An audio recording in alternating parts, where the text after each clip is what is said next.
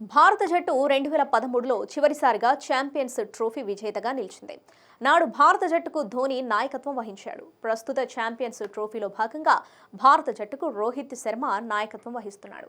ఈ క్రమంలో champions trophy ప్రసార హక్కులను స్టార్ స్పోర్ట్స్ దక్కించుకుంది. ఓటీటీ హక్కులను కూడా డిస్నీ ప్లస్ హాట్స్టార్ అందుకుంది.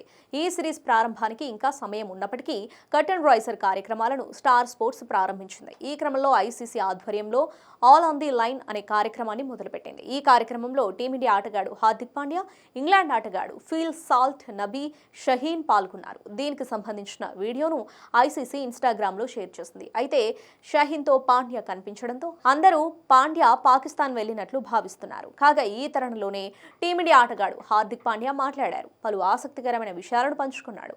ఛాంపియన్స్ ట్రోఫీని ఐసీసీ 8 సంవత్సరాల తర్వాత నిర్వహిస్తుంది. ఇది గొప్ప పరిణామం. సమకాలీన క్రికెట్ గేమ్కు సరికొత్త శక్తులు అందిస్తుంది.